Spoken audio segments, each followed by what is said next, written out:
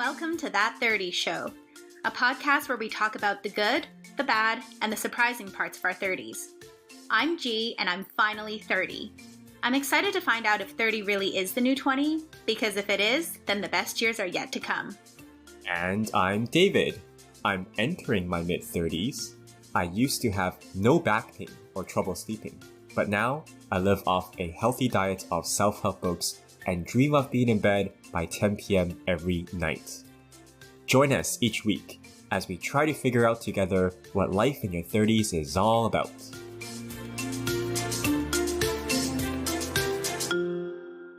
Welcome back to That 30 Show, everyone. Welcome back. Yay, Olivia, and welcome back to Olivia. You are stealing my Thanks for coming back. So nice to see you. Yeah, you're our first reoccurring guest. And, well, the first time you interviewed us. So this time we're officially interviewing you. Yeah, I don't think we got a chance to know you too much. I think I tried to, ask some questions to you last time and found out about your sad girl demeanor. But there's a lot more to Olivia than that sort of self-imposed label, I'm sure.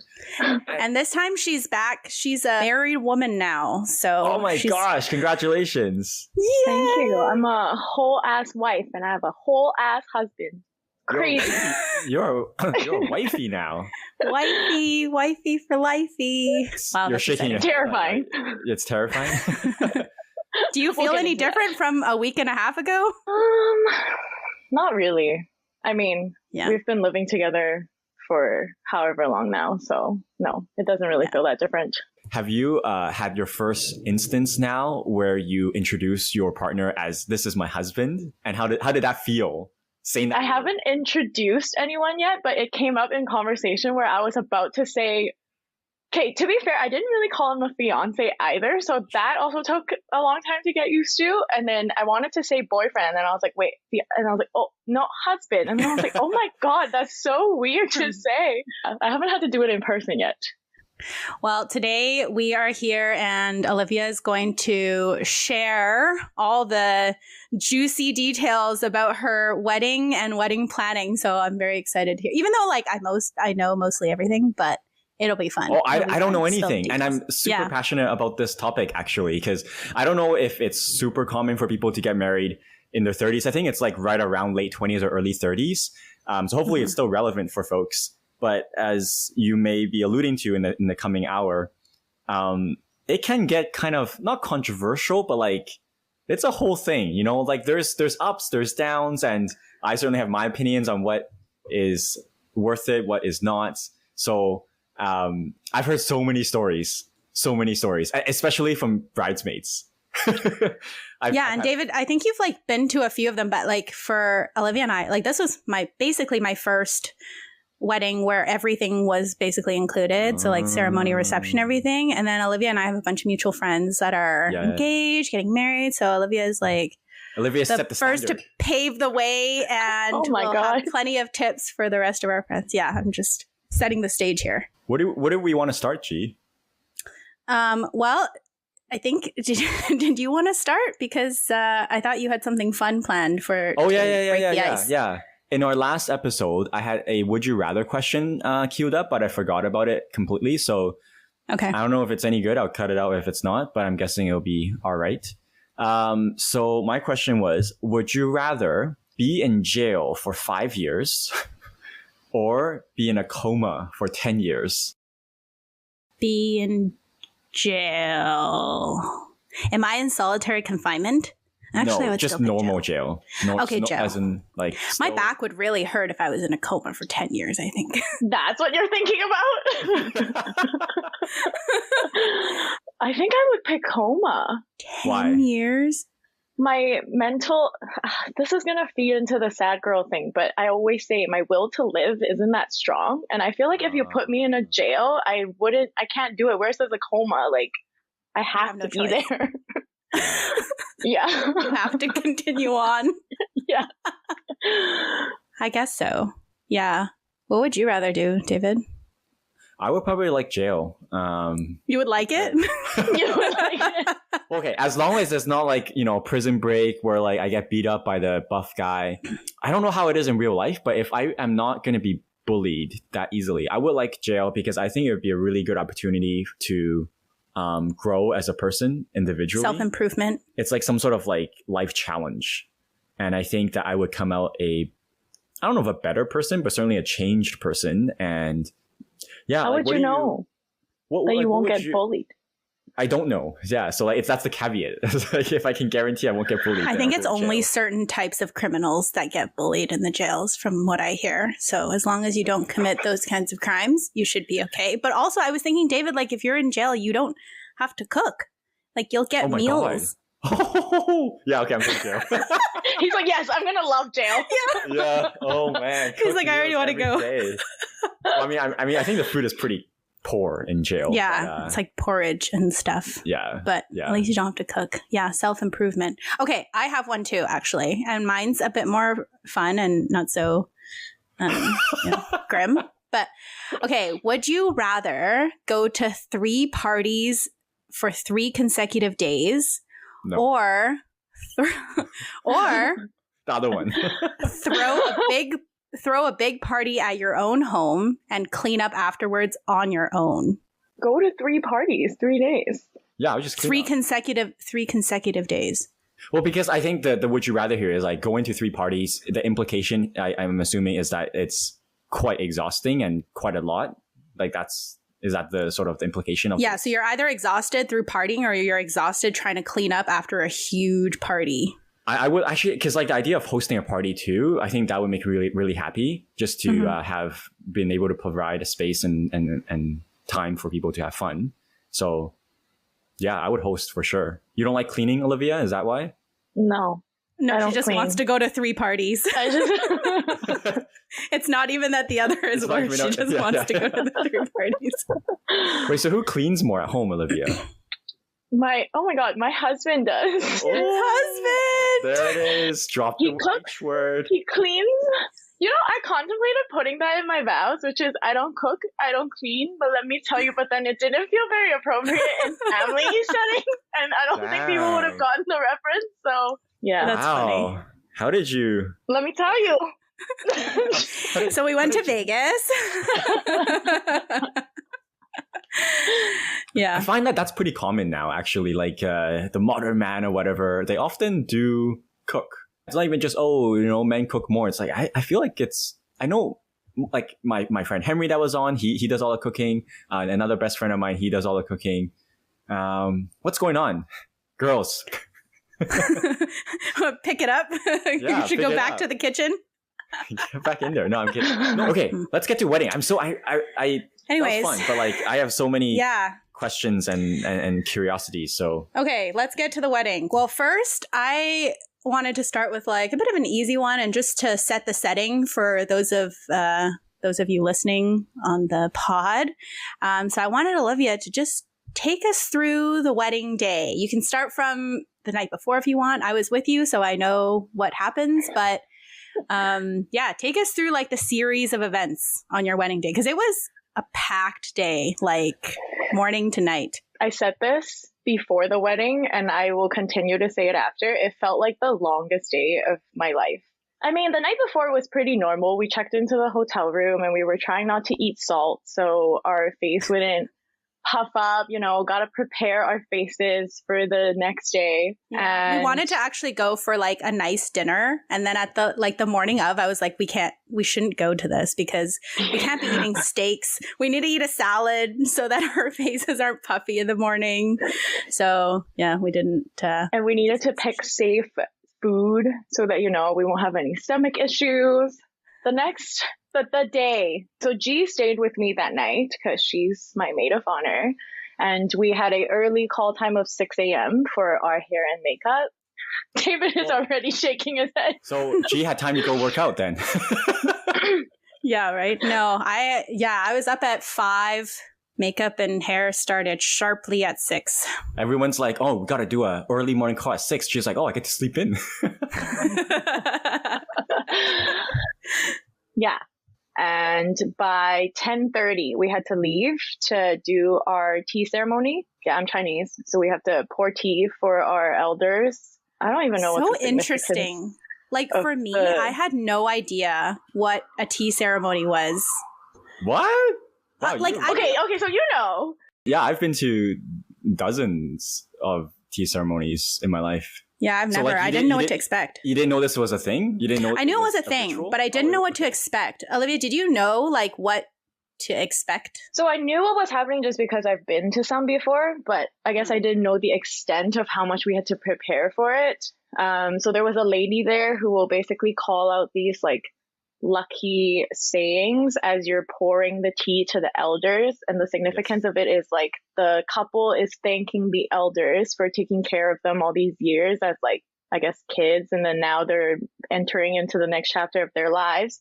So as you give them tea, they give you either gold, I guess jewelry in general, and red pockets. And do you know why you're showered with those assets? The thinking behind it. Do I want to know? It's so if you ever fall on hard times or if you get a divorce, there's a lot of money that you can get by selling those items. That's why? Oh. I think so. You don't think it's so? for the hard times. I'm going to Google this while you guys keep talking. That's why I thought. Okay, I guess I always just thought like they would do it as like a congratulating, like here's the start of your new life, like something to get you started kind of thing. I don't know. No, and I thought the goal is supposed. I thought the goal is to pass off to your kids after, assuming everyone just has a lot of kids after. Yeah. So like, hopefully you'll never have to pawn those things off. But I think I've heard it is a sort of a safety net if shit hits the fan. Makes sense. So then at 12 o'clock, we had our marriage commissioner come in to sign our actual wedding papers. Because the way that we were doing our ceremony is we were going to have Uday to be our officiant. So he obviously is not actually a licensed commissioner. So the ceremony was basically just for show. And then we went back to the hotel, changed into a wedding dress. And at 1 o'clock, we did our first look portrait session. We went to like a park close by to get like nice scenery shots.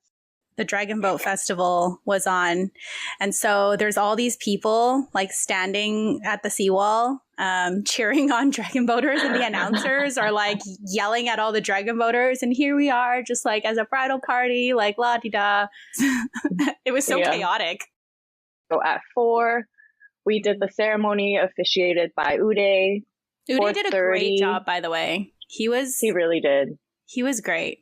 6 o'clock, we had to go see the reception room, dinner. You had your first dance. Oh, right. We had a private first dance. And okay, so we also had a cocktail hour after the ceremony. Oh, wow. I totally skipped the cocktail hour. My bad. Well, because you literally skipped it. You didn't go. Olivia needed some time to herself, which, she had not had like any time to herself the entire day. And I think she really needed that time. And I felt like I really needed the time to go out and socialize. So it worked out for all of us. Totally valid. Which is funny because, oh my God, I'm going to have to get used to saying my husband. Okay, I'm going to get over it soon. My husband was like, you should have been there at cocktail hour. Everyone was asking me where you were. And I was like, I physically could not do it. I think if I continued to stand there, I would have broke down. Why? Like, so you were uncomfortable or your introvert levels were just depleted? I was physically uncomfortable because my feet were killing me. My dress was way too heavy. And 6 a.m. to now, I guess, 5 p.m. is 12 hours of people around me. I couldn't do it anymore. So it's all of the above. It's also like when I went to cocktail hour, like I just chatted with who I wanted to chat with, like my friends. But if Olivia had gone to cocktail hour, she would have to talk to everyone, like all the aunties and uncles and everything like that. So it's exhausting. Not saying I'm not grateful that the aunties and uncles were there, but it was just a lot. We had dinner at 7, and then we had speeches in between, which G gave the most beautiful speech. Aww. Yeah, we cut cake. we did our first dance, like the public first dance now. And then the formal reception program ended at 9:30. That was when the fun actually began for me. At 9:30 after my day started at 6 a.m. Many, many hours from 6 a.m. So that was the day. What was your favorite part of the day? Okay, so one of my favorite moments or the favorite things was having Uday officiate our wedding versus someone who we didn't know. I think that just made it that much more special that he actually knew us as a couple and was saying all the things that we would want to hear. I was telling him this too, that the nerves of me waiting to walk down the aisle with my mom was so much that thinking about seeing Uday at the end of the aisle and that he's just going to take the attention away and do his thing just calmed me. Aw, that was one of my favorite things. Listening to this. I know, he really is. I shouldn't feed his ego. But also, okay, well, G usually does words of affirmation. Like you would tell me when, but hearing Fabian's groomsmen say nice things about me was also one of my favorite things of the day. I guess just everyone speeches. In general. How did you feel like when you were up, like all the attention is on you?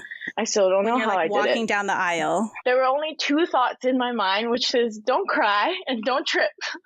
Well, you didn't trip. As soon as Olivia started her speech or her vows, she was already crying, and I was supposed to pass her tissue. That was like my one job, was to pass her tissue if she starts crying. But I was so engrossed in her vows, and it was so heartfelt. I was tearing up that everyone started. It was like, G.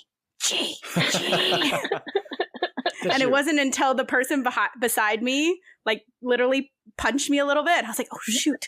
I grabbed the tissue and I handed it to her. By then, like tears were already pouring down. So very emotional day. Okay, so you told us your favorite things. What is your least favorite part about the day?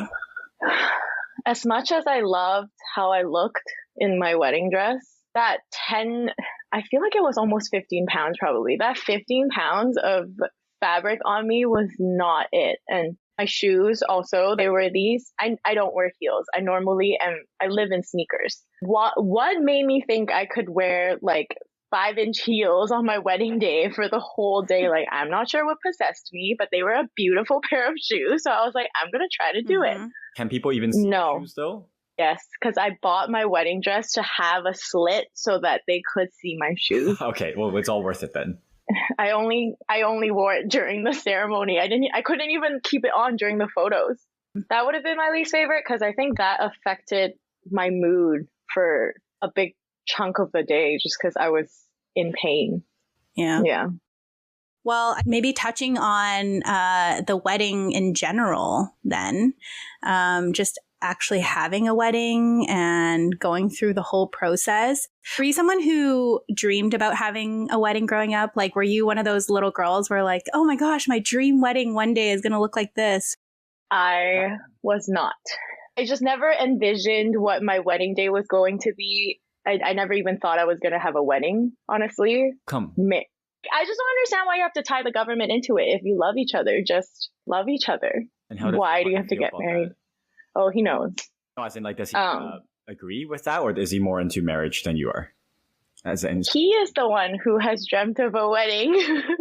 Wow. Aww. Yeah. And he cooks and he cleans. Yeah, we got to get him on. Yeah. It's just breaking all the gender roles here. Mm-hmm. Basically. I think early on, when I realized I couldn't convince an elopement or a small wedding, there was a switch in my mind that I had to go, we're doing this for our families. We're doing this for the people that are going. Like, it wasn't really for me anymore. Like, I kind of had to make that switch in order to, like, do as good of a job as I could have. Yeah, that's interesting, right? Because it were just entirely up to you, which is not really a fair question because marriage isn't just, it's a whole thing. So I get that. But if it were entirely up to you, it sounds like you would potentially have been okay without a wedding, potentially even without being legally married. Is that potentially in an alternate universe, you would have been okay in a long-term, lifelong partnership without marriage? Yeah, because the way that I see it, it's at least in Canada, after, is it 2 years of living with each other, you're common law anyway. So if you really wanted to get into the legality of it, we're technically already married. Yeah, that's a significant time and money to invest in something that is very meaningful for sure. But like personally, something that I was like, oh, I understand why, my partner might want it, the families might want it, but something that you don't need. But I guess, yeah, once you buy into it with the perspective switch, it's helpful. I know someone who's like that as well, where their partner doesn't care about a wedding at all, but they're going to do it because it's important to the other person. Aren't you kind of like that, David? Like if your partner were, it doesn't really matter to you. Yeah. So I could go on a long sort of rant about it, but in a nutshell, I don't care for weddings. I actually do like marriage. That's a bit different to me, but I don't care for weddings as in terms of the amount of time and money that you invest into that one day. I don't care for it. But if my partner would want it, then yeah, let's support it. I think it's like anything in life, right? Like if your partner wants it, you support it. Okay, so getting into more of like the behind the scenes and the planning part of your wedding, if you had to kind of redo your wedding again, what do you think for sure in a wedding it's like something that is worth spending money on? And I guess follow-up question to that after, and like what is not worth it to you, say for someone who is thinking about planning a wedding, what would you recommend? I hesitate on answering because I feel like that importance varies so much between people who have wanted this their whole lives. Like obviously they're going to want it decorated a certain way versus me, who I just wanted it to look nice. So I guess if personal opinion, I wouldn't have changed the way that we spent our money on the wedding. There wouldn't have been anything that I would have taken out per se. We didn't do a lot of research as to how much things are, like what are the ranges, whatever. We kind of just did it, and whatever made sense, we just went ahead with it as long as it felt right. So you did you have a budget for it? So we did set a budget for it, and I keep hearing this for people who are planning their own weddings as well. It literally doesn't matter what you think your budget is going to be. You are going to exceed it. That was one of the things that we got to, which is you reach a point where you just pay for like the hassle and the headaches to go away. And that's what I mean by like, you have a budget, but David is shaking his head. I'm so unimpressed, but go on. I know, but once you're in that situation, once you're in the planning and you realize how much other things you have to decide and how much other things you have to put your money down on, you're just like, okay, well now it's just another 2,000, like just do it. Or like it's another, 800, just do it. In comparison to what you're spending, that fraction in a way doesn't really matter. Of course it matters, but yeah. Because the proportion, yeah, I mean, like, it's almost like when you're going to go buy a house versus like a car or versus something smaller. Like in comparison, it's probably not as bad. So without giving away, like you don't have to give dollar values or anything, but was there anything like super surprising by how much you spent? Like, was there something that you thought was not going to cost a lot and then you're like, holy crap, like this costs so much more? Everything. And I don't like literally everything. I swear when the word wedding is involved in it, the price tag just jumps exponentially. And so, okay, one of the things that I was most shocked by, and I don't even think the decor company that we went with is high end or like it's not super up there, because we met with one of like the top people in Vancouver, and the price that she gave us was flat out. She just said, if you want this type of vision, this kind of flower and all of that, is going to be 6 figures. And I remember we looked at her in the meeting like, what? No, how is that 6 figures? We don't even want that much stuff. Like, no. So then we met with someone else, and our thing was not 6 figures because we did not end up going with her, but it was still a lot more than I thought. And we're just talking chairs, tablecloths, vases for the table. Wow. I feel like there's two kinds of party planners or like wedding planners. There's some who would probably go through like the ends of the earth to try and find like the most cost efficient decor. Like you'd have to just spend so much time, right, to try and keep the cost down. And it sounds like you guys were the other type where you're just like, but you also spent a lot of time too. So it's not even like you just paid for everything to go away. But it sounds like you were more of the style to be like, okay, I'm gonna pay a little bit more so that I can be a bit more stress free. Because you also had a wedding planner too, right? So yeah, one of the examples was once I decided we were going to do this wedding. One of the things that I saw in other people's weddings, which is the audio guest book, you get your guests to leave you voicemails, and I wanted it at a telephone booth. That was the one thing that I wanted. I wanted a phone booth with a phone inside so that people can leave messages. And when we took this idea to our decor company that we already had, he not only didn't have the color of the phone booth that I wanted, which is pink, he said it was going to be $2,000 for this phone booth. Just the phone booth, not the thing inside. So I just went on Facebook myself and I searched high and low for a pink phone booth, and I finally found someone who was going to do it for $200. Or sorry, not $200, $600. $200 was the actual phone. So it ended up being like, I guess, $1,000 for the one thing that I wanted, but it would have been so much more if I went with their suggestion. But they were also saying that they would be the ones to source out cheaper options or, whatever. But they always say that. It's always up to you to really find your own solution to your problems. It's like hiring a general contractor to fix your house. It's a lot easier, but it costs more. I'm loving the house comparison because I keep saying how if you want a big wedding in Vancouver, you have to have your parents help. Kind of same as buying a house in Vancouver. If you want a big house, chances are you need your parents to help buy you the house. Or you're going to go in debt to try and have a wedding. You have to take out like a small loan in order to be able to have this one day, which people do. Yeah. What you said earlier about how everything associated with weddings is more expensive. I was recently helping a friend try and research flower bouquets for the wedding ceremony portion. And then we were looking at websites and browsing through the wedding bouquets, and the wedding bouquets for like a simple wedding bouquet was like, I don't know, like hundreds of dollars, right? And then I was like, this is a sham. It's just more expensive because it's a wedding bouquet. But if you think about it, this is no different to a normal bouquet. But once you slap the word wedding on it, they're just going to jack up the price.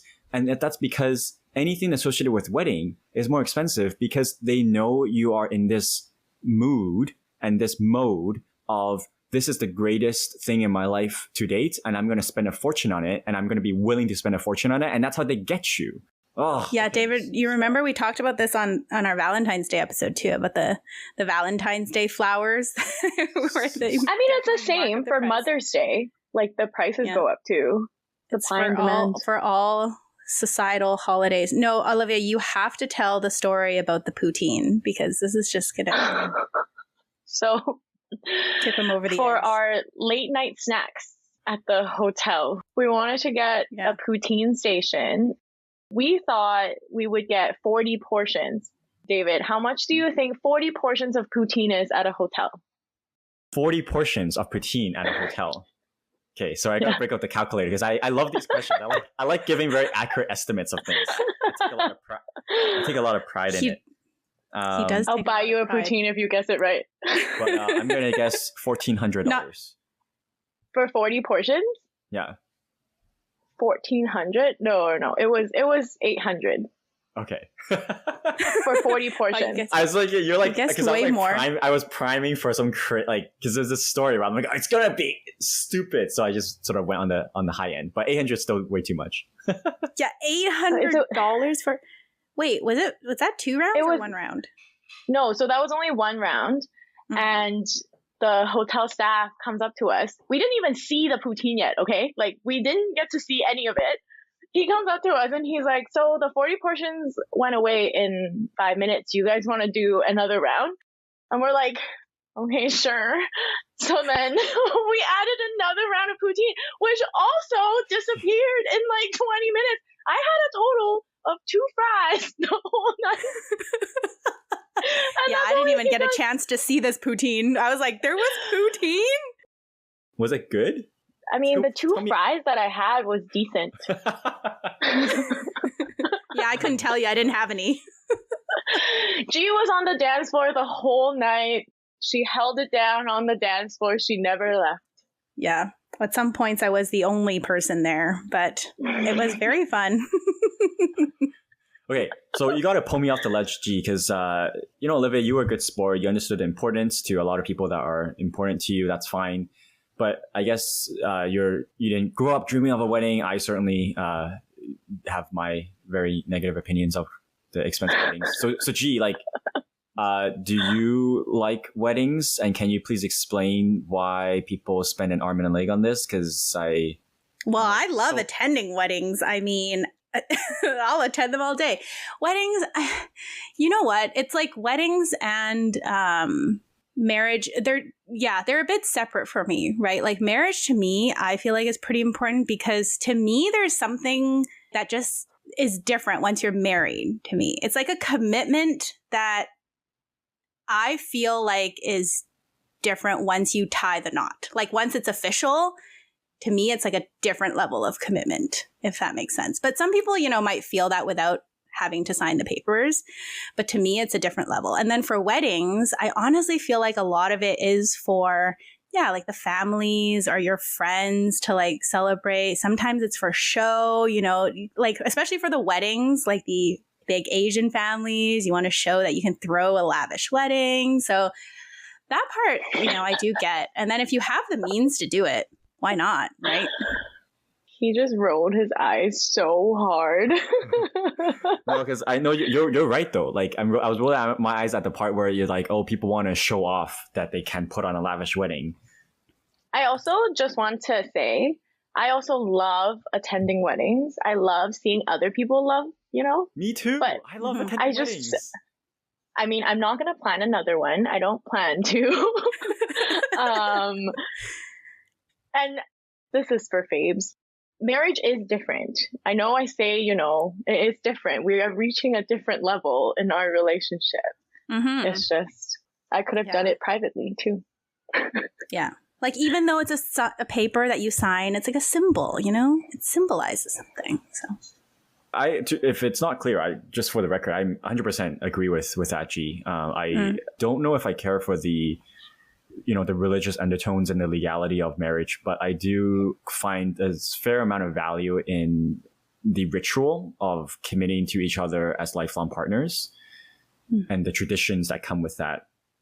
So I like that a lot. Can I go on a 30, 40 second rant? I've been waiting for a long time to go. All right, I'm going to time you. Go for it. Okay, time me. So one of the main issues I have with weddings is not just the money, but it's what you do.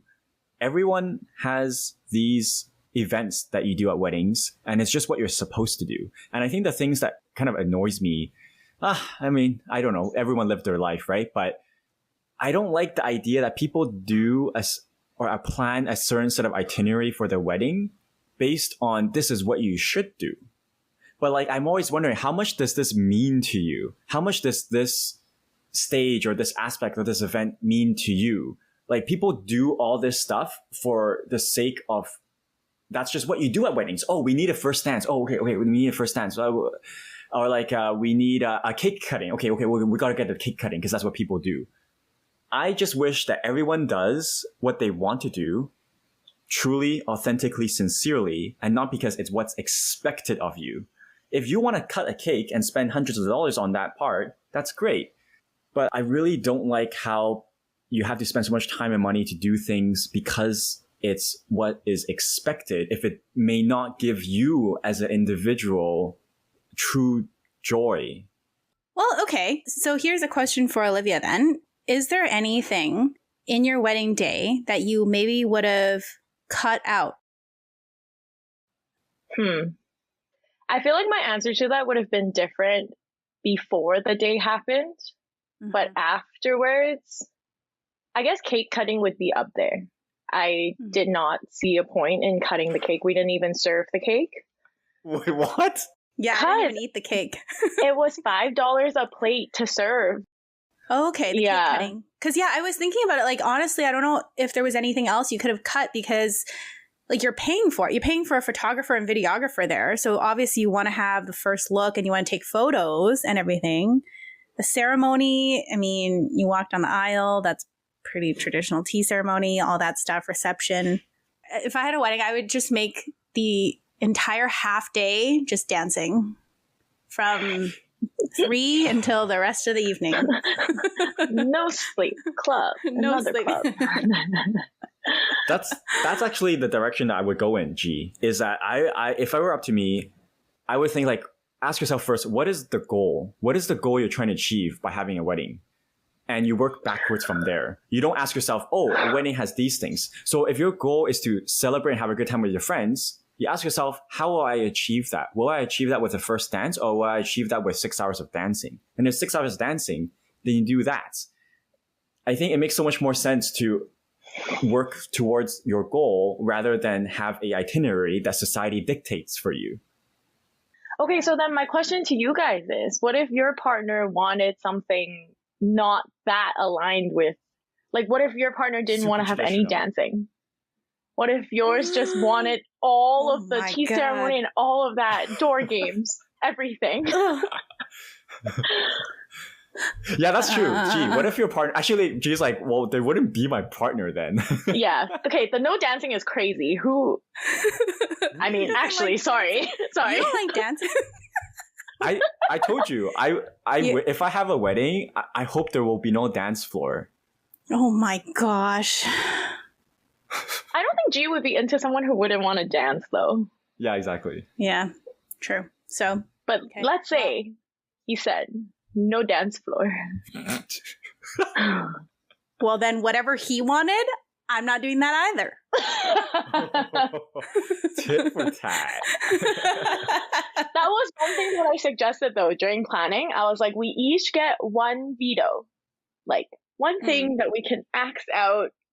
What did you use it on? I'm not comfortable saying what it was. Okay. That's fine. You know, don't get me wrong. Like, I feel like I need to redeem my negativity, which is a bit sort of insincere. Especially we have you on as a guest, and you just had your wedding. I'm not here to share anything.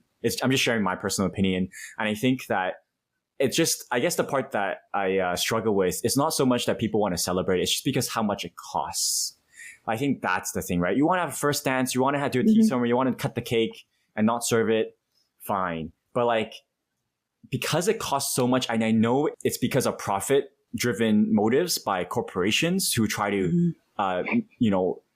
steal as much of your cash as possible. That's what doesn't sit well with me. Is like, A, it's sort of society dictated, plus B, it's just the idea you're starting a life, and so how does it make any sense to at the beginning of you starting a family, you're taking the first critical step in building a family, maybe having kids, and at the very first step, you sink half your life savings into one day. It doesn't seem very practical to me. But if you could achieve a wedding with much less money, or if you're super rich, then have at it. I don't have a problem with that at all. I just feel bad for people who whether they want a wedding, whether they don't want a wedding, that's not even the point. It's the fact that it costs so much is what just really makes me not angry, but no, totally angry. Yeah, doesn't sit well. They're ripping you off. It's so annoying. I do have to say though, the memories of that day, like the amount of people telling us what they love about us and as a couple, as individuals, all the nice things and the love that we felt.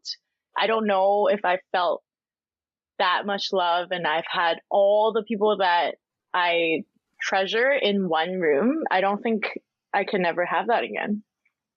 That is why people spend so much on the day. Like, I get it. But yeah, it still doesn't take away at how much they up the price tags because it's a wedding. I love that part Totally, completely. Like, I love the idea. I've always dreamed, I don't dream of weddings, but the one part that I have dreamed a lot about is if I ever get to have a wedding, I want to take the time to give lengthy shout outs to as many people as possible in the room. And that's my opportunity as the groom to thank all these people and the impact that they've had on my life. That's what I wanted. I would spend like at least half an hour on that and tell one anecdote from each of my guests to thank them for how they've contributed to my life, how they've made my life better, how they've made my life more full of joy. And this high table thing, I wouldn't have a high table. I would want to spend my entire night rotating between all the tables so I can actually talk to my guests. Something that I don't like is that like a lot of the times there's a bit of a divide between the wedding party and the guests. And when you're attending, you don't even really get a chance to really see. They'll come around and cheers, and then you have like 10 seconds with them. But then because I want to celebrate all these people that have been a part of my life and that they've come out to celebrate this milestone, I will want to give back. I would want to spend 99% of my day giving back to the people who came for me. And it's not about me, but it's about them and how I'm here because of them. That's what I would want to do. But logistically, considering how many people, well, I don't know how many people is on your list of people who have made an impact in your life. There's literally not enough time in your day to thank everyone personally. You know, David, we have a podcast, and one of the great things you can do on this podcast is say what you want to say, and you can feel free to give shout outs to your friend. We can call it David's Corner, and every episode, David can shout out someone in his life. That would be fun. That's actually not a bad idea. Yeah. Yo, I love that. Okay, I'm going to write this down. And then they'll feel guilty if they don't already listen to the podcast, and you will know that they weren't listening in the That first is place. so true, right? If you didn't listen, you didn't get the shout out. Just one final question, I suppose. Olivia, anything that you have like tips for a future bride or people who might be planning their wedding? Anything that we didn't cover today that you kind of wanted to touch on? I think something I wish someone had told me is like really think about how much time is going into this one day. I feel like if you and your partner could agree on at least, it's just the time that was invested in this. There was time that had to be taken off work in order to attend dress appointments, meetings with like vendors, companies, all of that. Like, it's not just that you're starting a new chapter. It's you literally had to make adjustments in your current chapter in order to make this happen. That's how I saw it. Oh, and also I feel like wedding planning would bring out certain conflicts that wouldn't come out in a normal relationship. So if you can get through wedding planning, you can probably get through a marriage. Just with everything that's involved. It's like money, your families, all of your friends. Everything's tested, you know? Dang. I realized there was a huge tangent that I haven't been able to ask you guys about. I wanted to get both of your takes on the wedding party aspect and the bridesmaids aspect. Okay, so that was another thing I wanted to say, which is it's so important to surround yourself with the right people during that quote unquote stressful time. And I know that sounds so silly because you're literally just planning for one event. Like, what's so stressful about it? But so many little things come up that if you don't have the right support system, if you don't have the right people around you, like, I just feel like it would make it that much worse. And thankfully for me, I feel like I had a really good support system. And I'm sure she won't say how much I've ranted to them in the past year about random things that happen here and there. But yeah, I was really thankful for that. It really showed me who my true friends are, you know? I feel like I've heard countless stories of like bridal parties falling apart, like they're no longer friends before the wedding even happens, and people have to be kind of kicked out of bridal parties. They're no longer the maid of honor because they either didn't do enough or they didn't show up when they needed them. I've heard so many of these kinds of stories. So not only are you testing your relationship with your partner, you're also testing relationships with your friends and everyone else in your life. So totally. How many bridesmaids did you have? 5. Damn. That's more than usual, right? Usually it's like 3 to 4. Or no? I guess it depends. I feel like 5 is pretty average. Oh, is it? Okay, just me then. No, I don't have any friends. You kind of have to like have the same number as your partner too, right? Yeah. So your partner had 5 as well. Yeah. And did you have any different gender people? Okay, so it's all same sex on both sides. Mm-hmm. I'm curious because of stories I've heard from other bridesmaids. It can often become a challenging situation because of the cost. So how did you sort of approach that? Or is everyone or all your friends are at a certain socioeconomic status that it's not a big deal? I think, again, that goes back to the right support system, I suppose. It's the way that I saw it is I would do what I asked them to do for the bridesmaid as well, if that makes sense. Like if the roles were reversed and they had asked me to pay to get my dress altered, I would happily do it. And then, okay, so I had 2 bridesmaids. One came from Hong Kong, one came from Shanghai. Wow. So they paid for their own flights to come here, which is huge for me. And I only asked that of them because when they get married, I would happily do that in reverse for them. But hair, makeup, dress, we covered, but they did have to get their own dresses altered. I guess one of the things I've heard as an idea is to have expectations set from the beginning. I think a lot of people going into this don't realize sort of what's involved. And it's like the wedding, right? Like I'm not saying it's not worth it. It's just that it's something that it can be more than you may have expected if you don't have experience with it. Well, I just think communication is so key. Like if you can openly communicate with the bride and then your bridesmaids as well, like what you're expecting from them and then what your expectations are for the wedding. I think if everyone was just open from the get-go with what their expectations are, I think it helps hugely. As long as you can do that, that's good. Otherwise, there would be like resentment involved because you did something that you didn't want to do, right? I think everything was really smooth for you, at least in my opinion. I think so too. That's good. Yeah. I mean, no one was kicked out of the bridal party last minute. No one even got close. They're stuck with me forever. They have to be stuck.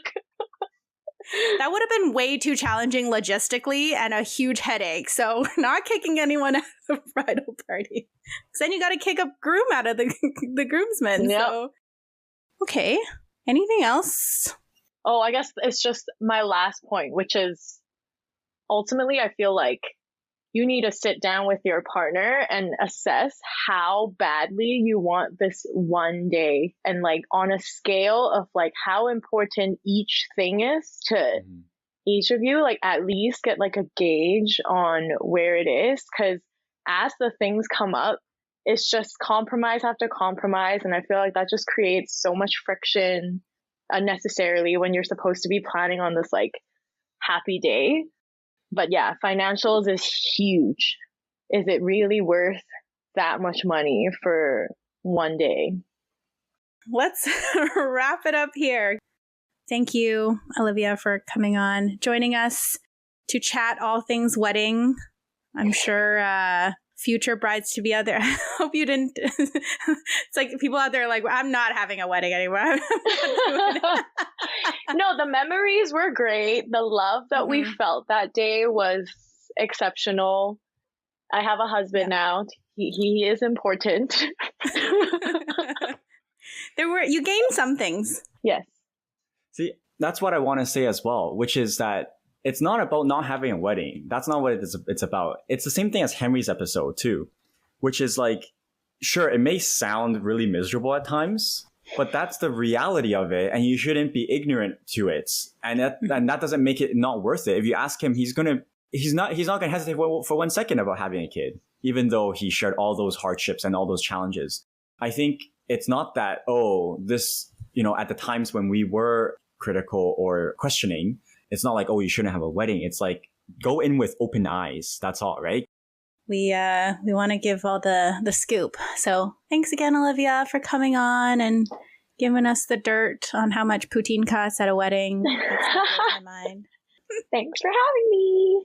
All right. That's a wrap. Talk to you next week. Bye. I really hope you all enjoyed today's conversation. If you did, we'd appreciate if you could take a moment to share our podcast with your friends. Follow us on whichever podcast platform you're using. Give us a rating on Spotify or leave a review on Apple Podcasts. We would also love to learn about you, our amazing audience, and shine a light on your unique journeys. Do you have a story about what helped you thrive in your 30s or challenges you've overcome? Let us know at that30showpod@gmail.com or DM our Instagram, that30showpod. Thank you so much for joining us today, and we hope you have a wonderful week ahead.